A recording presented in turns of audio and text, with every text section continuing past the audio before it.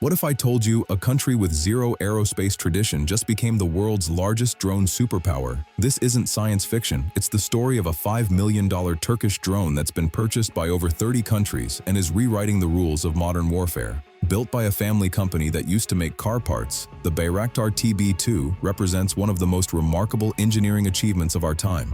For the price of a single Western drone, Turkey created a system that can stay airborne for 27 hours, deliver precision strikes, and operate from land or sea. But the real story isn't just the drone, it's how Turkey engineered an entire industrial ecosystem from scratch, scaled production to hundreds of units annually, and turned defense manufacturing into a multi-billion-dollar export machine that's challenging global superpowers. Over the past decade, Turkey has transformed from a defense importer to one of the world's leading drone exporters. In this analysis, we'll break down the engineering decisions, manufacturing innovations, and strategic vision that made this possible. We'll explore the visionary engineer who dropped out of MIT to build this empire, the manufacturing revolution that scaled production to industrial levels, and how these drones have proven themselves on battlefields from Ukraine to the Middle East. This is the story of how focused engineering and strategic manufacturing can rewrite global power dynamics. So how did this transformation happen? It all started with one engineer's unconventional decision. That engineer is Selçuk Bayraktar, a man who would become the Steve Jobs of military drones. In the early 2000s, Selçuk Bayraktar was a brilliant young engineer with a clear vision. After earning his undergraduate degree in electrical engineering, he pursued a master's degree at the University of Pennsylvania, where he wrote a groundbreaking thesis on algorithms that could land helicopters without pilots. He was later accepted to MIT for a doctorate, but dropped out. Convinced that real innovation happened in the field, not the classroom. He joined his family's small manufacturing company and convinced them to pivot from making car parts to building unmanned aircraft. This decision would transform not just his family's business, but Turkey's entire place in global defense. His family owned a modest company that manufactured automobile parts, a solid business but far from the cutting edge of technology. Bayraktar convinced them to pivot entirely, shifting from car components to unmanned aerial vehicles at a time when the Turkish military imported nearly all its advanced equipment.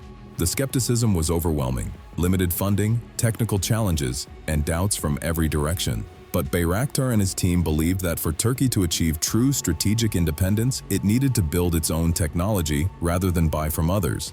They embraced a philosophy that would become their greatest advantage. Instead of trying to match the superpowers dollar for dollar, they would outsmart them by creating systems that were affordable, effective, and completely Turkish-made. This vision of technological sovereignty would eventually position Turkey as the drone supplier to over 30 nations, creating a multi-billion-dollar export industry that challenged the global defense establishment.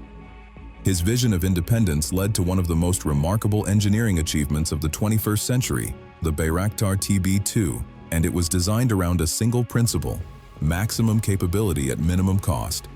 With a wingspan of 12 meters, about the length of a school bus, and a body constructed primarily from lightweight carbon fiber, the TB2 was designed around one crucial principle: maximum capability at minimum cost.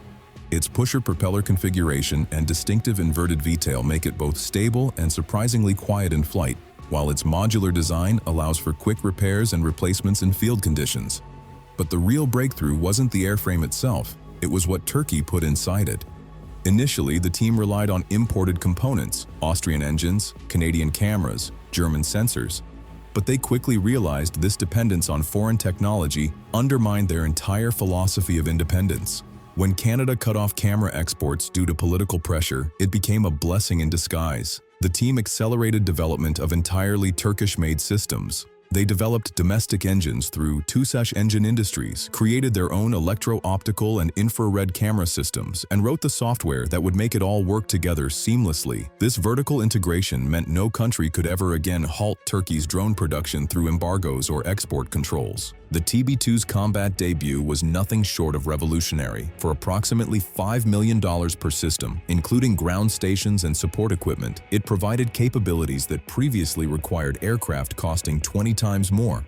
It could stay aloft for 27 hours, operate at altitudes over 18,000 feet, and deliver precision strikes with laser-guided munitions developed by Turkish defense firm Roketsan. The drone's true innovation wasn't any single technological marvel, but the ecosystem it created, a complete, affordable package that gave smaller nations access to advanced aerial surveillance and strike capabilities without the political strings attached to American or European systems. This combination of affordability, independence, and proven combat effectiveness would soon make the TB2 the most exported combat drone in the world, creating a new paradigm in global defense exports and establishing Turkey as an unlikely aerospace superpower. This incredible engineering feat demanded an equally revolutionary manufacturing system. To transform the TB2 from a promising prototype into a global phenomenon, Baykar had to build a production operation that could scale at a pace that defied all expectations. They embraced a concept called vertical integration, controlling every single step of the manufacturing process under one roof. Instead of relying on a network of international suppliers, they built massive workshops where carbon fiber wings were molded, engines were assembled, and sophisticated electronics were integrated into finished systems. This wasn't just about efficiency, it was about strategic immunity. When political pressures caused countries like Canada to halt exports of critical camera systems, Baykar's factories simply accelerated production of their own Turkish-made alternatives. They could redesign components overnight and implement changes immediately, without waiting for permission from foreign governments or navigating complex international supply chains. This hyper-efficient system allowed production to scale at a breathtaking pace. From producing just a handful of drones annually, Baykar rapidly expanded to operating the largest drone fleet in Europe. To understand the scale of this achievement, consider the comparison. The United Kingdom, a major military power with a long aviation history, maintains a fleet of just 10 large drones, aging American-made Reapers purchased at enormous cost. Meanwhile, Turkey's armed forces now operate over 200 advanced TB2 and newer TB3 drones, with countless other specialized models in development. This manufacturing prowess translated into astonishing economic success. Countries around the world saw what the TB2 could accomplish in real combat and lined up to purchase their own fleets. In just 1 year, Turkey generated over $4.4 billion from drone exports alone, more than some entire countries spend on their entire military budgets. This proved that building smart, affordable technology wasn't just a sound military strategy, it was an incredible business model that positioned Turkey as an unexpected leader in the global defense market, with Baykar becoming one of the nation's top exporters overall. This manufacturing prowess proved Baykar could scale rapidly, but the engineers weren't satisfied with dominating the current market. They were already designing the next generation. Their next challenge was to make their drone technology even more versatile and powerful, leading to the development of the Bayraktar TB2. At first glance, it resembles its predecessor, but it contains one revolutionary feature that changes everything: short takeoff and landing capability, or STOL. This means the TB2 can operate from runways as short as a soccer field, or more importantly, from the deck of a ship. This capability was specifically designed for Turkey's most ambitious naval project, the TCG Anadolu. This massive vessel is Turkey's first aircraft carrier, but it represents a completely new concept in naval aviation. Instead of the massive, complex catapult systems used to launch traditional fighter jets from American carriers, the TCG Anadolu is designed as a drone carrier. Its entire flight deck is optimized for drones like the TB2 to take off and land, transforming the ship into a floating airbase that can project Turkish air power to any corner of the globe's oceans. The TB2 represents significant upgrades beyond just its landing capabilities. With a wingspan stretched to 14 meters and foldable wings for compact storage aboard ship, it can carry nearly double the payload of the TB2, up to 280 kilograms of advanced munitions across 6 hardpoints instead of 4. Its maximum takeoff weight more than doubles to 1,450 kilograms, and it can cruise at higher speeds between 110 and 130 knots. Perhaps most importantly, it's designed to operate effectively in environments where satellite communications might be jammed or disrupted, a critical advancement for modern electronic warfare conditions. This transformation from a land-based surveillance drone to a carrier-capable strike platform represents a quantum leap in capability, effectively giving Turkey a persistent aerial presence over vast ocean areas without risking a single pilot. The innovation continues with what looks like a drone from science fiction, the Kızılelma, or Red Apple.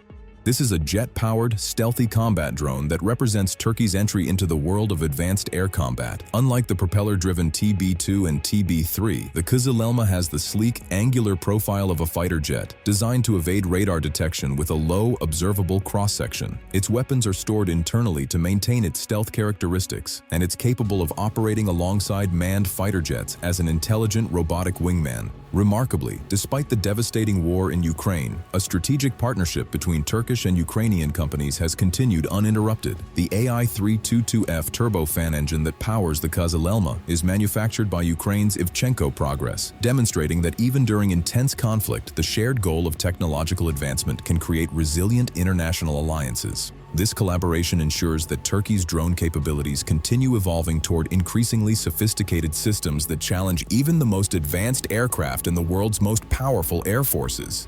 These battlefield victories prove the TB2's worth. Now Turkey is pushing even further. But the true test of any military technology isn't what it can do in a controlled demonstration. It's how it performs under fire. For Turkey's drones, that test arrived on battlefields thousands of miles from home, fundamentally reshaping conflicts and global military calculus. The war in Ukraine provided the most dramatic showcase. When Russia invaded in 2022, Ukraine's conventional air force was massively outgunned. The Bayraktar TB2 became a symbol of resistance and a practical equalizer.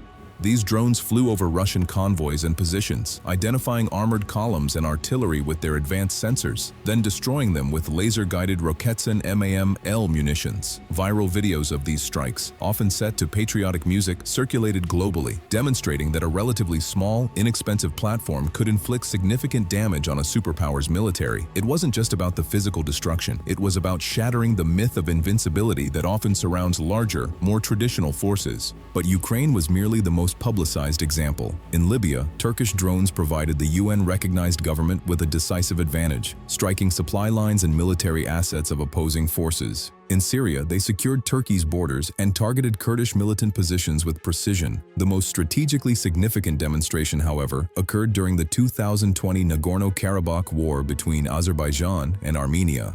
Azerbaijan used fleets of TB2 drones to systematically dismantle Armenia's expensive Soviet-era air defense systems and tank columns. This conflict was often called the world's first drone war, showcasing a new reality. Heavily armored ground forces were now profoundly vulnerable to silent flying robots operating at high altitude. This success answered the critical question for nations worldwide. Why choose Turkish drones over American or Chinese models?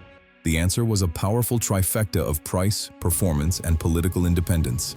A single TB2 system costs around $5 million, while an American MQ-9 Reaper costs approximately $30 to $33 million per unit.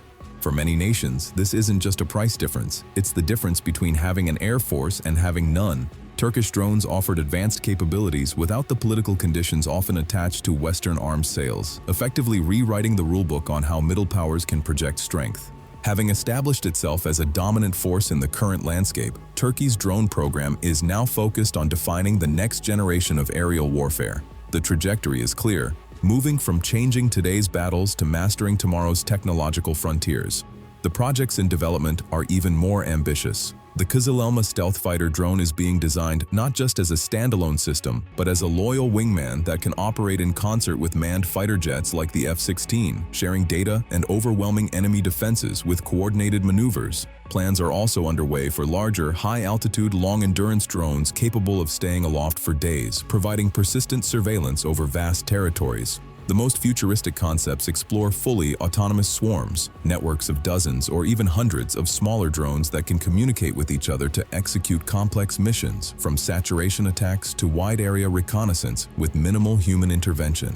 This aggressive roadmap places Turkey in direct competition with the United States and China, who are investing billions in similar next-generation technologies. However, Turkey possesses a unique advantage. Its systems are already combat-proven, and its thriving export business generates the revenue to fuel relentless research and development. The economic impact is transformative. Defense manufacturing has become a cornerstone of the national economy, creating thousands of high-tech jobs and bringing billions of dollars in annual exports. This success has profound geopolitical consequences. Turkey is no longer just a NATO member that follows. It is a leading arms exporter with an increasingly independent foreign policy. Nations across Africa, the Middle East, and Asia now look to Ankara for their defense needs, reducing their reliance on Washington or Moscow. The broader trend is undeniable. The evolution of warfare is accelerating, and drones are at the center of that transformation. Turkey's journey demonstrates that in the 21st century, focused innovation and strategic manufacturing can allow a determined nation to leapfrog traditional military powers and carve out a dominant role on the global stage, all by mastering the skies with unmanned systems. The story of Turkish drones isn't just about weapons. It's about how engineering, vision, and strategic manufacturing can rewrite global power dynamics. If you want to explore more stories of how innovation is reshaping the world, subscribe to Man-Made Marvels and hit the notification bell. And in the comments, tell us which Turkish drone system impressed you the most and why. Let's discuss.